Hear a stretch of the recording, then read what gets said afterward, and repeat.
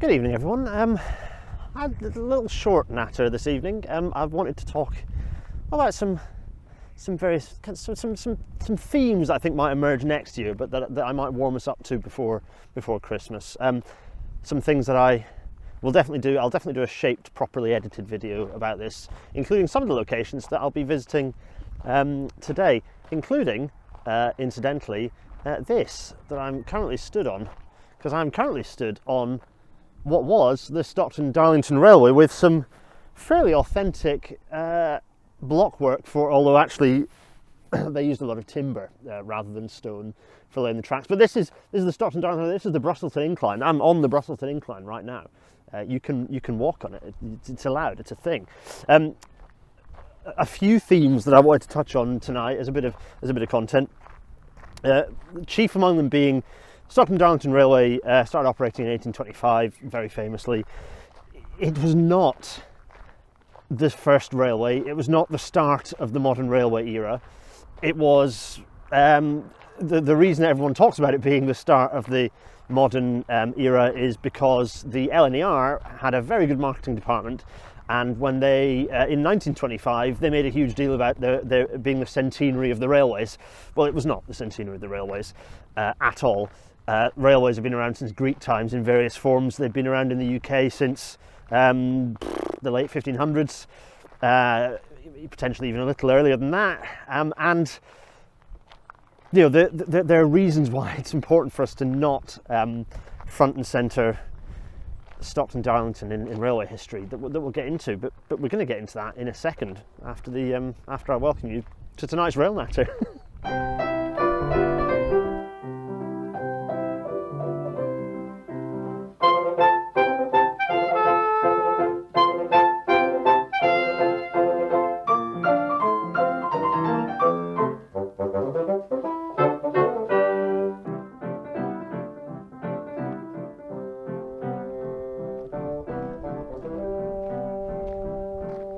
And it's Intercity 225 fades away. Right, so Brussels Incline, Stockton Darlington Railway.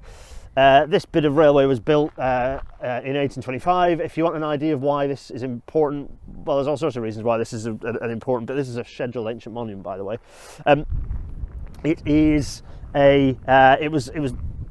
This was incline hauled, so it was rope hauled, separate to the main rail. You know, people think of a railway as a train hauls a thing and it goes from A to B. Well, no, for quite a long time, including main lines like the London and Birmingham that would open 15 years or so later. This it was kind of mixed haulage. So you had locomotives, you had stationary engines with rope haulage, all sorts of stuff. Let's wander to the very end of this, because a road was built that smashed through this the incline here. But the original Georgian railways aren't Victorian.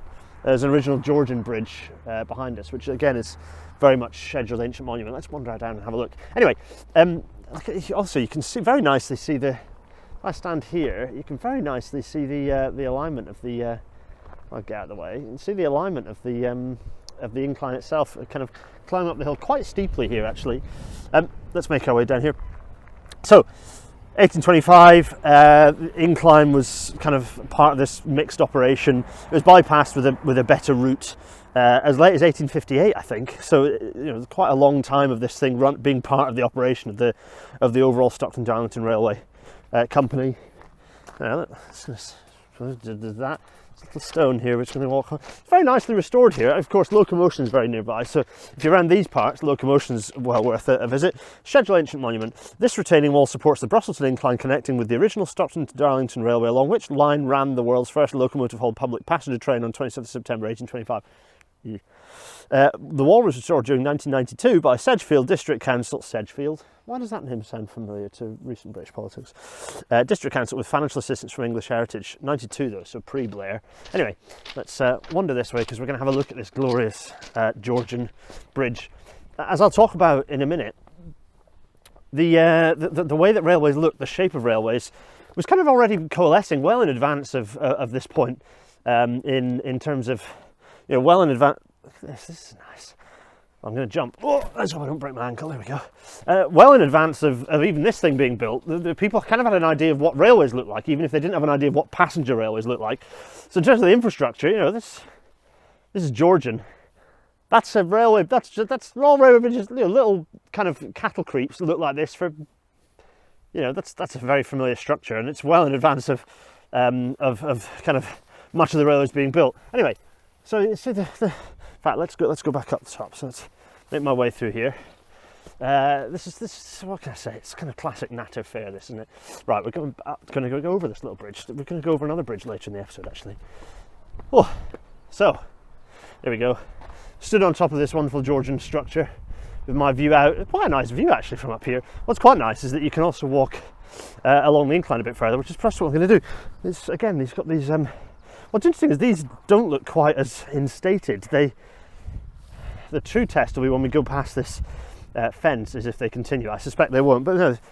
You see these stone blocks down here that have they've got the holes where the plates would have been fitted for the short casting, these fish belly rails. That actually that gap's a bit large, but there wasn't a big gap between them because the cast iron was rubbish.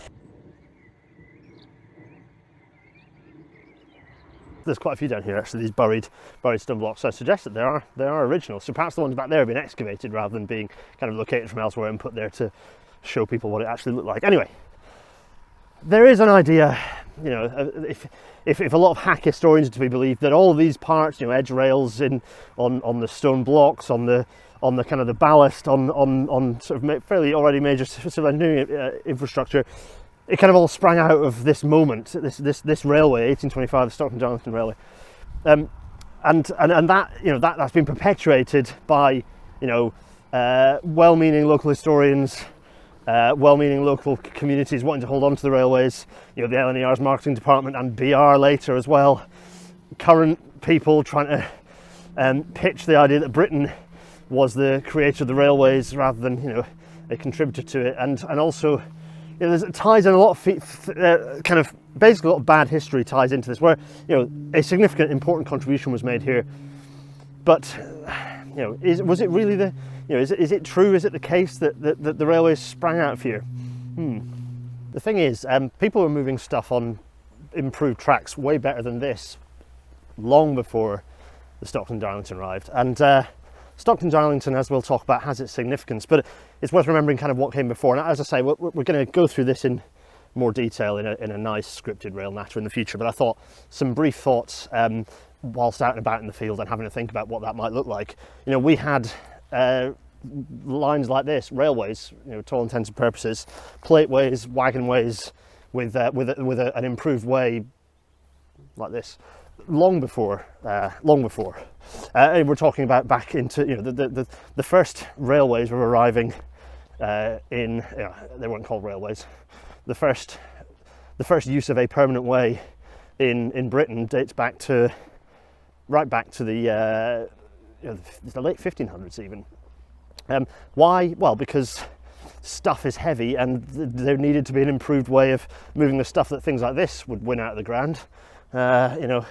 Mines, mineral mines, whether it was for the most part coal, certainly as is up here, or you can see at Beamish Living Museum, where we've got a nice little village that looks like it's from the 1820s behind us. Oh, it's nice, isn't it? Ignore the diggers over there. Mines like this were moving materials on improved ways that were very much railway technology long before the Stockton and Darlington arrived. And indeed, the Stockton and Darlington wasn't the first time that there was steam moving a load along a wagonway either. Very much not the case. Indeed, we see this nice wonder. There's a wagonway next to me. That's nice, isn't it? Yeah. So you have steam being used to haul loads along prepared way, along with iron rails or plates, plateways, well in advance of the S&DR. In fact, the S&DR was, really what I would describe as the end of an era rather than the start of one. It's the end of the kind of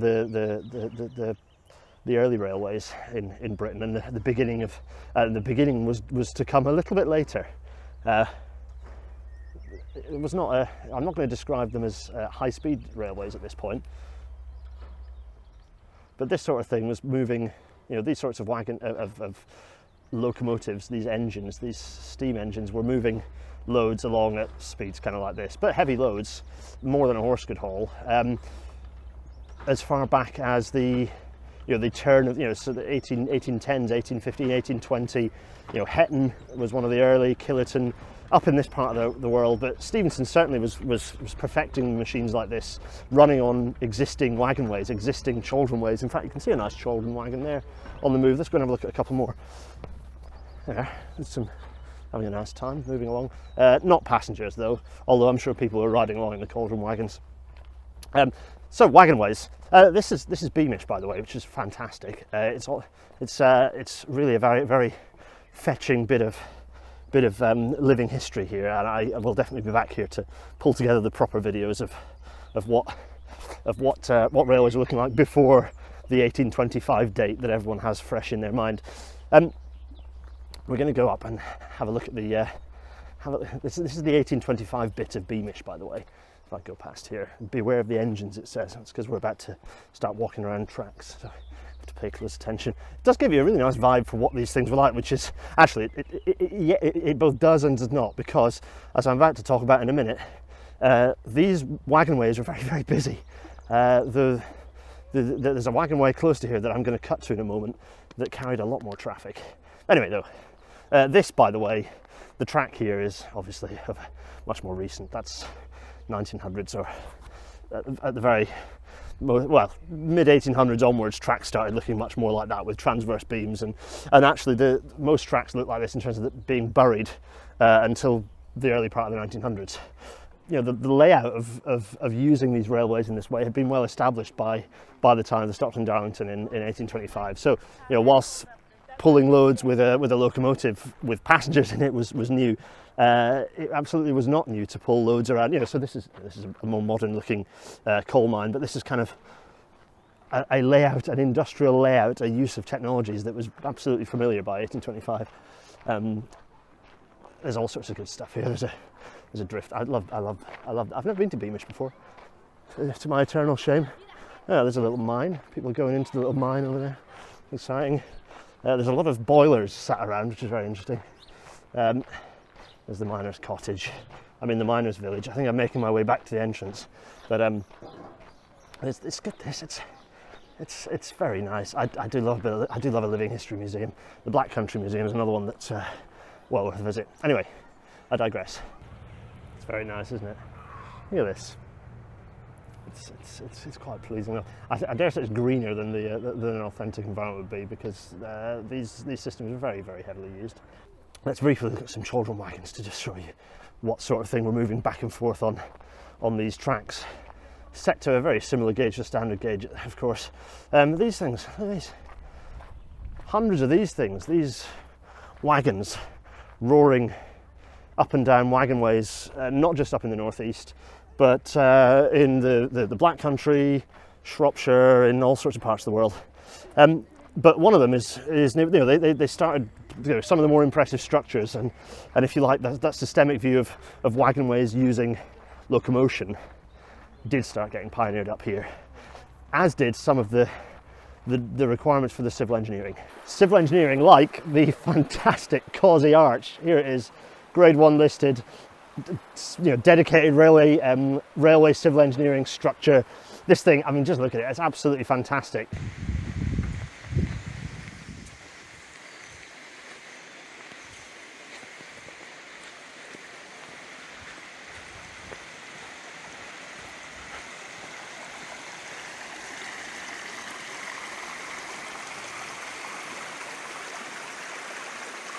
You come around the corner there and just spot it, and that's why I'm grinning, because it really is absolutely spectacular to see from down here, through the gorge. Let's keep walking. This was built, this structure, this fantastic arch, built in 1725, a full 100 years before the Stockton and Darlington Railway was operating. It was built as I say, dedicated railway structure. It was the largest single span bridge in Britain when it was opened. Its architect, its mason, they hadn't really invented engineers at this point. The person who was responsible for building it was so afraid that it would collapse, having built it. It hasn't collapsed yet, but he committed suicide, which is pretty grim. But as a testament to his legacy, this structure is very much still here. It got a bit of refurbishment, I think, in the 80s, which explains why there's lots of Helvetica signage that looks of that vintage around. I'm going to walk underneath this thing. It's brilliant. I'm going to walk over the top in a minute as well, but for now, look at this. It's just absolutely fantastic arch structure, looking true and good today as much as it did when it was built what is now 300 years ago, almost. So that gives you an idea of sort of how long railway. This is not just a loose bit of. I was talking about those signs with Helvetica. This one. This is not just about, you know, wooden logs split in half and laid on mud before the Stockton Darlington. We're talking about proper, dedicated, heavy infrastructure corridors. The reason it needs to be heavy civil engineering and heavy infrastructure is because these were exceptionally busy corridors. This bridge, which, you know, the Causey Arch, which I'm now very pleased to be stood. That's where I was filming a minute ago. That bridge down there. We're on top of the bridge. I mean, before I start harping on about capacity, what a spot. Just fab. The river up here is the little walk along the river here. It's brief but very, very pleasant. Anyway, 900 trains a day coming back and forth along here, loaded with tons and tons, tens of tons of coal apiece on the way right down to the Tyne, and the docks, and then eventually staves that would load up the coal and send it everywhere. You know, we're talking engine of empire type situation here. We talked about chaldron wagons earlier. Here is quite a lot older one. Here, giving it a kind of an indication of the sort of, you know, wooden tracks underneath. You know, track technology kind of had reached maturity by the middle of the 1800s, but you know, whereas obviously locomotives and things continue to develop to the present day, or at least until about 30 years ago. But this is primitive track. This is the good stuff. It's quite. I mean, this is a railway that was using some old NCB coal wagons back behind there. This is the Tanfield Railway, which is one of the oldest railways in the world, or one of the oldest sort of. What's my nomenclature going to be? It's one of the oldest sort of transitory railways, if you like. One of the oldest sort of railways as we'd recognise it. One of the oldest. Let's call it one of the oldest early modern or pre-modern railways. And there's probably a proper historic terminology out there that we can grab. And Bob, update me on that. Anyway, the Tanfield Railway is still here. It's a bit of a weird one. I don't think did it go bust? I mean, it definitely went bust. Has it resurfaced, or is it still bust? But it's kind of here. And it looks reasonably well maintained. Well, relatively speaking, reasonably well maintained. Kind of interesting there's just railway here, and we're at this little sort of halt here at Causey Arch, which is quite interesting. Anyway, with a nice little sort of siding with some wagons parked in it. Very nice. This was a very busy railway corridor when it was opened in 1725. You know, we're not talking about recent. We're talking about 300 years ago. 300 years, and even before that, you know, as I'll attempt to talk about and attempt to find some locations of some of the earliest railways, we had railways running, you know, nascent railway technology in the UK that we'd imported from elsewhere. It had come from elsewhere, and this is kind of one of many reasons. I'll try and pick out a few in a minute. One of many reasons why I think it's important that we spend, you know, 2025 acknowledging that it's an important moment in the history of the railways. I wouldn't say it's the flashpoint, and there are other reasons perhaps why Stockton Darlington is made out to be the moment rather than the later. And I suspect it's not as sinister as to be a conspiracy, but there are reasons why it's important to measure the Stockton Darlington as the end of the pre-modern railways rather than the start of the modern railway era. And some of that is because of, you know, the real boom point. You know, materially, the real boom point was the Liverpool and Manchester Railway 5 years later. Not just from a technology perspective, where you had all the parts, all the kind of the legal precedents, as well as the operational precedents, as well as the physical kit, as well as the design of rocket as well, which was a great leap beyond what had gone before. All of these things kind of unified, you know, from a technological and operational perspective. You know, timetables, double track, signalling, all of these things. Yes, these unified to give us the modern railway from that point, from 1830.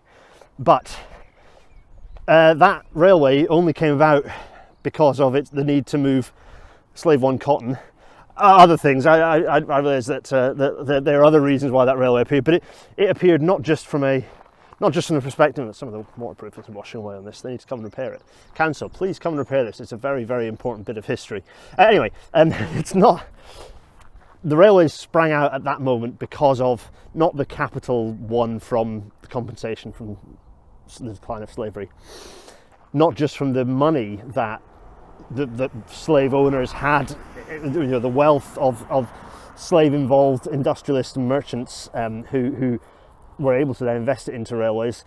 It was bigger than that. It was the decline of the previous big thing, the big frontier of capitalism, the big frontier of capital, of earning money for of enhancing wealth of that work was in the exploitation of slaves, of the slave trade, the transatlantic slave trade. The decline of that industry meant that you had an enormous industrial complex with nothing to do. That industrial complex of clerks, of traders, merchants, warehousing, all the expertise of an industry was able to be directed into this new industry of railways. There's no coincidence that there is a moment where railways explode in 1830 and beyond, because the development between 1825 and 1830 was much slower than beyond 1830 onwards. That explosion coincided with the demise of the transatlantic slave trade and the industry associated with the capital, the tools of capital associated with that industry. There's other reasons why we should push back on 1825 as being the moment that railways started, and the emphasis on that point is again, like, it declines to, it kind of ignores the development up to that point. The early railways get kind of ignored. We had 100 years of high technology railway development from Causey and from the Tanfield Railway and the various sort of wagonways that were spanning across not just the northeast but beyond, and beyond Britain as well. We had the advantage of metal, of iron, to enhance those railways. That wasn't the only part of the picture, though. Certainly a contributor to the development accelerating here. But we'd had 100 years of technology, of rapid technological or steady technological development of railways up to 1825, up to 1830, of which 1825 was a point along the progression of the route. But the other reason we should put back, it's a bit Whiggish. It's a bit Whig history. This idea of a straight line from the Romans to now, kind of going, well, that Stockton and Darlington was the moment. Oh, it kind of ignores a lot of other stuff that was going on. Absolutely, we should be pushing back on that, pushing back on the oversimplification of history. It also makes the story less interesting if you kind of just say, well, this is the tipping point, this is the flash point, rather than sort of looking at the reasons why the flashing point happened later. So I don't know. This is a bit of a waffly, random discussion. I'd strongly recommend all the places that people should visit. Absolutely go to. You should absolutely go to the Causey Arch because it's gorgeous. The Tanfield Railway is up the line. Beamish is next door as well, so that's a nice little cluster of places to go. But if I'm here, you can come to Brussel Incline, gorgeous, and also go to Locomotion at Shildon, which is over there somewhere. There's a new shed which I'll do an episode on soon, I'm sure. Anyway, while I'm here, let's just have a moment to enjoy.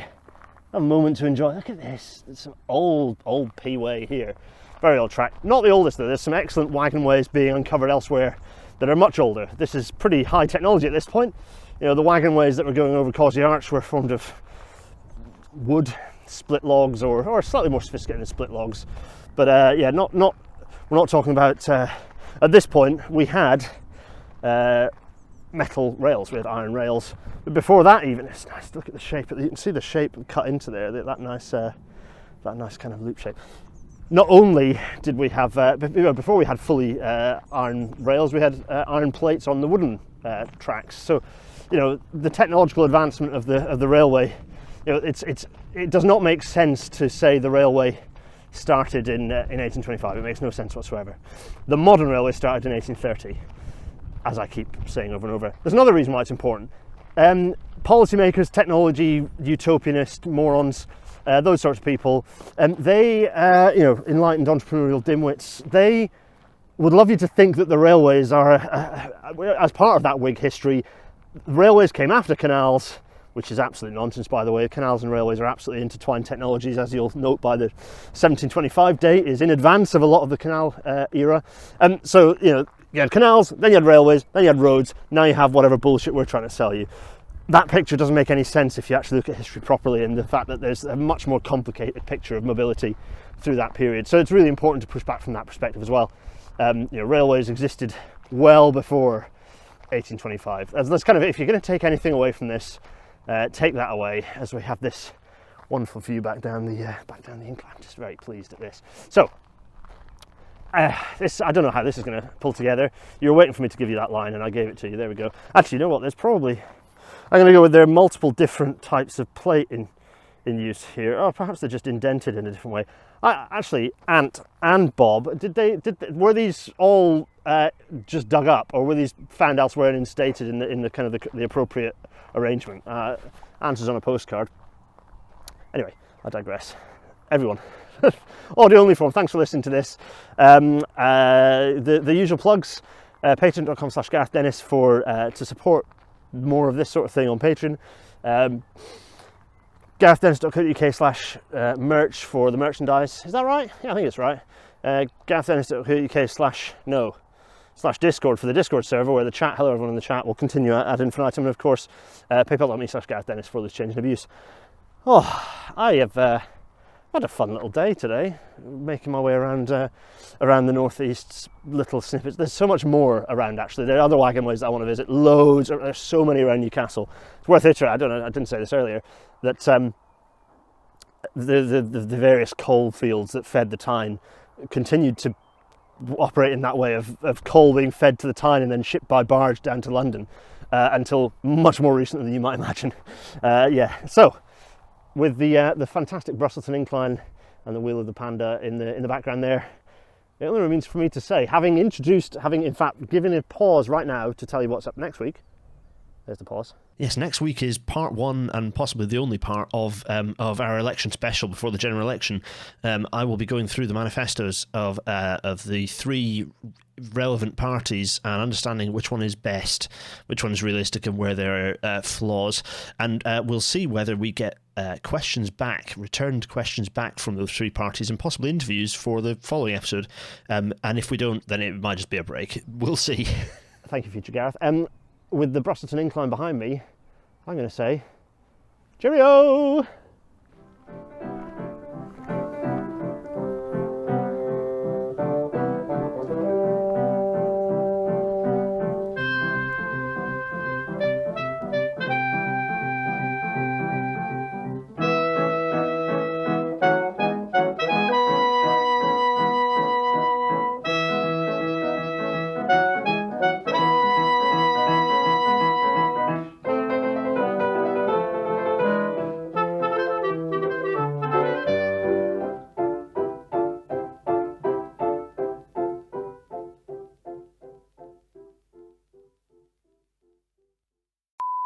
Very nice, bus is about to go past.